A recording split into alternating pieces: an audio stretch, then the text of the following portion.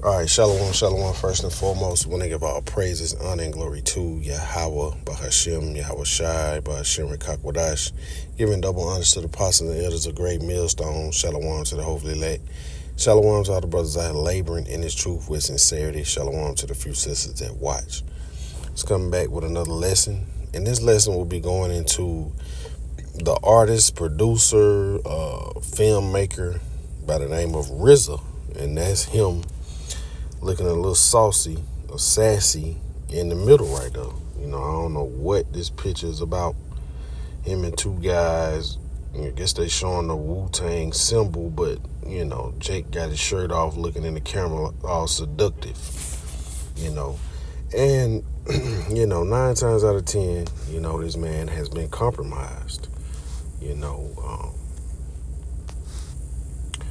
But, you know, I saw this clip on Instagram and decided to bring this out because he was going into, you know, him showing his son a movie about slavery and his son's reaction to it, you know, and his answer to his son's reaction, you know, he was going off because he said he'd never show him another slave movie again, you know, until he feel like he's, you know, ready to watch it. But the thing about it, you know, you cannot hold back the truth, man. You know, you have to, you know, be honest, you know, when it comes to how we were treated, how we got here, you know, and who our enemy is, man. You know, you cannot not hold back this information because really you're setting your kids up.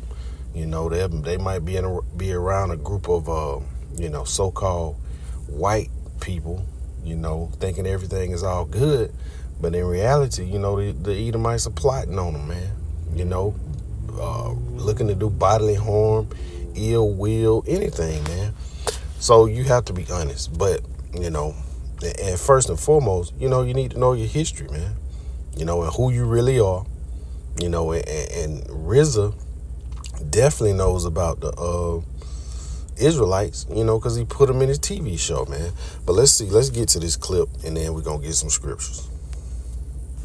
He just started crying. He asked, why are people like that? Mm-hmm. So meanwhile, he's going to a private school. His friends come over.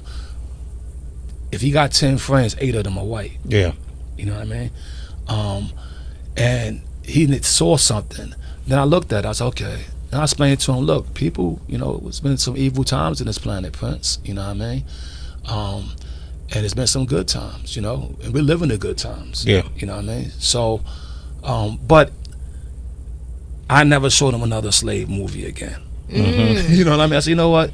I started showing Django. Mm-hmm. Yeah, Jamie Foxx, that's our guy. Yeah, at least Django at the end, he started busting shots. He went for his. But point being made, I said I didn't want to put that into his head. I'll wait until, you know, he's old enough to really understand, so he doesn't feel no inferiority complex, nor have the anger to go out and start just stereotyping all white people as evil based on what he saw. So it's a double-edged thing. So I'll leave it at that. Bro. You leave it at great. He's just started crying. So, you know, we heard his comment. You know, we saw that picture. Let's see. You know, hey, this man has, you know, he's trying to coddle his son just because, you know, he said we're living in good times, man. But, you know, he's living a good life because he's you know, rich. You know, so his son will never experience, well, I won't say never, you know, because times are coming back, but his son hasn't experienced the things that his father has, man. But, you know, you can't hide it, you know. And first of all, why would you want your son hanging around a bunch of so-called white people anyway? But anyway, let's, matter of fact, we'll just start in the book of Deuteronomy. Chapter 28, of course. And we'll go down to verse 68.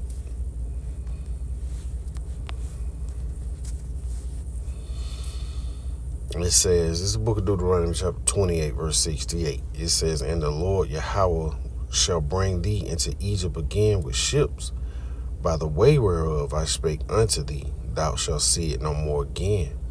And there ye shall be sold unto your enemies for bondmen and bondwomen, and no man shall buy you.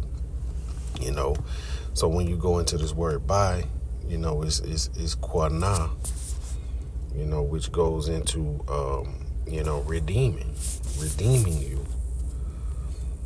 And, you know, we'll go further into it.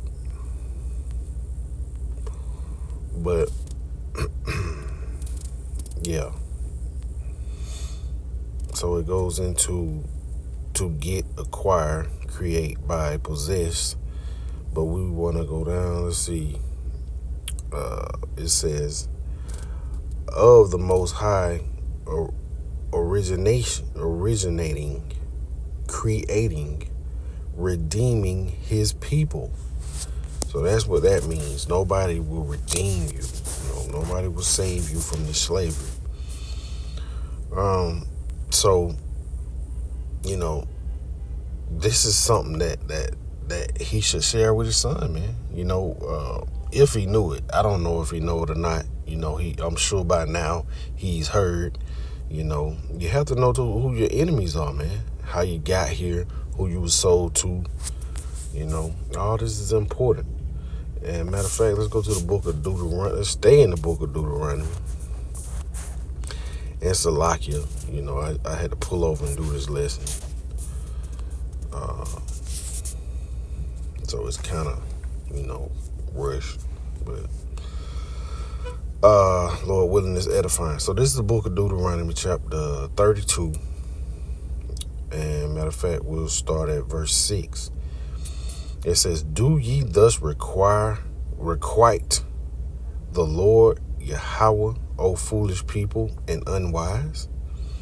Is not he thy father that hath bought thee? Hath he not made thee and established thee?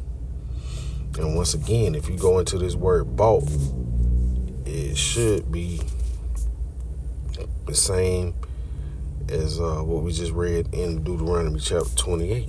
Yeah, Kornah. Yo. We see it, you know, of the Most High originating, creating, redeeming his people. So,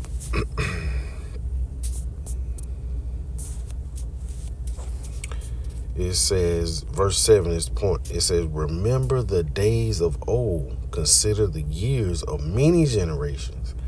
Ask thy father, and he will show thee, thy elders, and they will tell thee.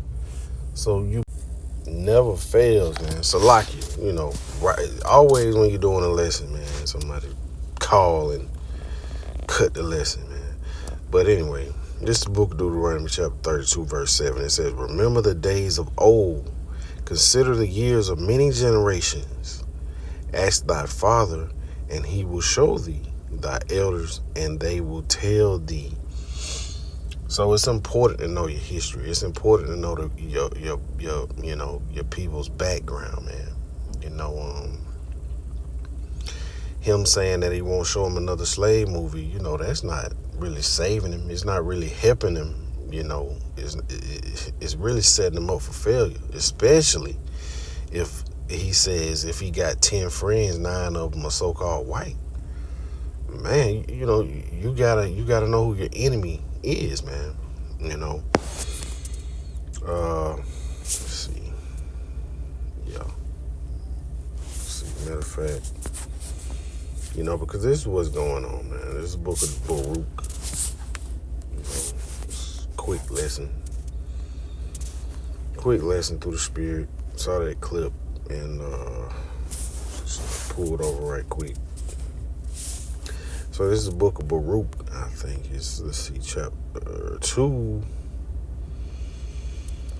and verse 30. It says, for I knew that they would not hear me, because it is a stiff-necked people. But in the land of their captivities, they shall remember themselves. So it's important to know that you're captive. You know, we're still captive here in America, aka Babylon the Great. You know, we're still captive here. And the only way for us to get out of here, man, is, you know, the Lord is gonna have to come redeem us, man. You know, the elect. You know, so that's what we're depending on, man. You know, the Lord is the only one that can get us out of this situation. But you know, He has awakened us to the fact of who we are, how we got here, and how it pertains to the scriptures, man. So it's important. Verse 31, it says, "And shall know that I am the Lord, their power, for I will give them a heart and ears to hear. And they shall praise me in the land of their captivity and think upon my name." You know, so it's very important. You know, you won't know the name unless you know who you are. You know, that's the beginning. You know, that's the beginning of realizing who you are, which are the Israelites, you know, scattered abroad, and then everything else, you know, pretty much fall into place, man. You know, as long as you're listening to the right teachers, you know, starting with the Apostle Tahar on down, man. So, you know, with that being said, you know, like I said, it was just a quick lesson through the spirit and power of Yahweh Shem Yahweh Shai. Lord willing, it was edifying when it comes to give our praises, honor, and glory to Yahweh Shem Yahweh Shai by Shem Rakakwada Shalom.